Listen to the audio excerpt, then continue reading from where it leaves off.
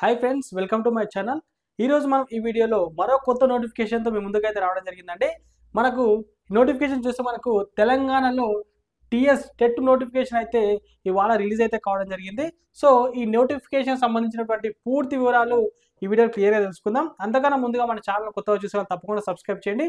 నేను రోజుకో నోటిఫికేషన్ అయితే మీ ముందుకు తీసుకొస్తూనే ఉంటాను. సో ఆ నోటిఫికేషన్ పడ్డ వెంటనే మీ దాకా రావాలంటే నా ఛానల్ ఖచ్చితంగా సబ్స్క్రైబ్ చేసుకోండి. చూడండి, ఇక్కడ డేట్ ఆఫ్ నోటిఫికేషన్ అయితే మనకు 14 నవంబర్ 2025 అంటే మనకు ఈ రోజే నోటిఫికేషన్ అయితే రిలీజ్ కావడం అయితే జరిగింది.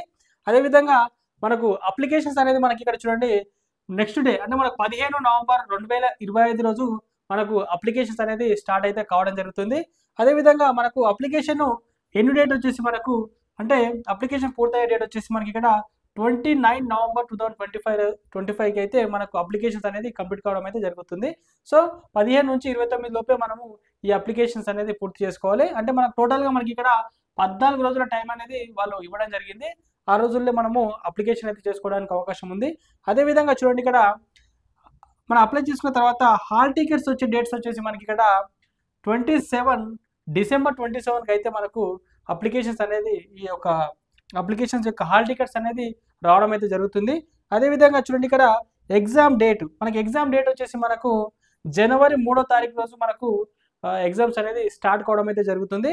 అదే మనకు 31 జనవరి 2026 వరకు అయితే ఈ ఎగ్జామ్స్ అనేది కండక్ట్ చేయడం అయితే జరుగుతుంది. ఓవరాల్గా 1 మంత్ అయితే ఈ ఎగ్జామ్స్ అనేది ఉంటాయి. అదేవిధంగా మనకు టైమింగ్స్ చూస్తే చూడండి, ఇక్కడ మనకు మార్నింగ్ 9 AM అంటే పొద్దున 9 గంటలకు స్టార్ట్ అయ్యి 11:30కు మనకు పూర్తి కావడం అయితే జరుగుతుంది. ప్రతి ఒక్క ఎగ్జామ్కు 2.5 గంటలు మీకు తెలిసిన విషయమే. అదేవిధంగా ఈవినింగ్ షిఫ్ట్ వచ్చేసి మనకు 2 గంటల నుంచి 4:30 వరకు అయితే ఈ ఎగ్జామ్స్ అయితే కండక్ట్ చేయడం అయితే జరుగుతుంది. అంటే మనకు 3 తారీఖు నుంచి 31 తారీఖు వరకు ప్రతిరోజు 2 షిఫ్ట్లు అయితే ఉండడం అయితే జరుగుతుంది. అదేవిధంగా చూడండి, ఇక్కడ రిజల్ట్స్ వచ్చేసి మనకి ఇక్కడ చూడండి, ఫిబ్రవరి 10వ తారీఖు నుండి 16వ తారీఖు వరకు మధ్యలో రిజల్ట్ ఎప్పుడైనా రిలీజ్ చేసేటటువంటి అవకాశం అయితే ఉంది. ఇది నోటిఫికేషన్లో క్లియర్గా మెన్షన్ చేయడం అయితే జరిగింది.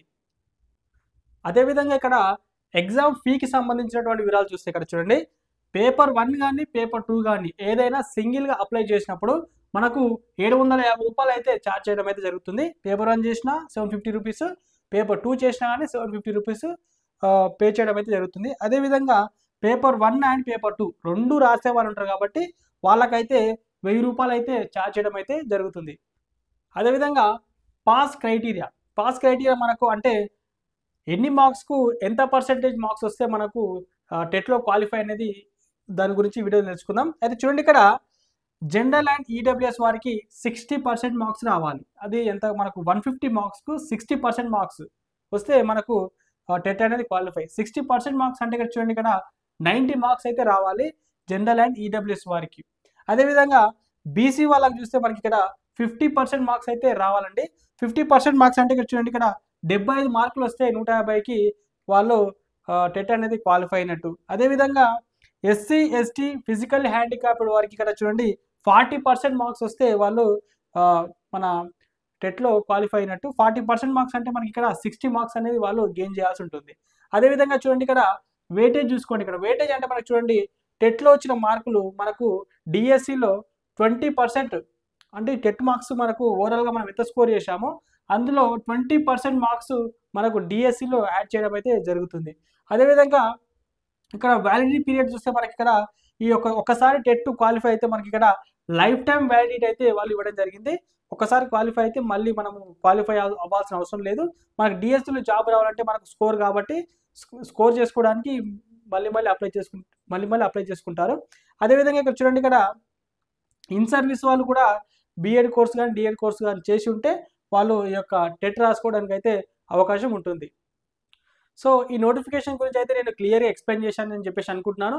ఏదైనా మిస్టేక్స్ ఉంటే కామెంట్ చేయండి, ఖచ్చితంగా నేను దాన్ని సరిదిద్దుకుంటాను. సో నెక్స్ట్ వీడియోలో మనము ఈ యొక్క టెట్ యొక్క సిలబస్ మనకు మారిందా, మారకపోతే సిలబస్ ఏముంది, కొత్త వారికి యూజ్ అవుతుంది కాబట్టి సిలబస్ గురించి మనము నెక్స్ట్ వీడియోలో తెలుసుకుందాం. సో ఇలాంటి అప్డేట్స్ మీకు కావాలంటే నా ఛానల్ తప్పకుండా సబ్స్క్రైబ్ చేసుకోండి. కొత్త లేటెస్ట్ అప్డేట్స్ నేను పెడుతూనే ఉంటాను నోటిఫికేషన్ల గురించి. సో అవి మీ దాకా రావాలంటే ఖచ్చితంగా నా ఛానల్ సబ్స్క్రైబ్ చేసుకోండి. వీడియో నచ్చితే లైక్ చేయండి, షేర్ చేయండి. Thank you friends, thanks to all.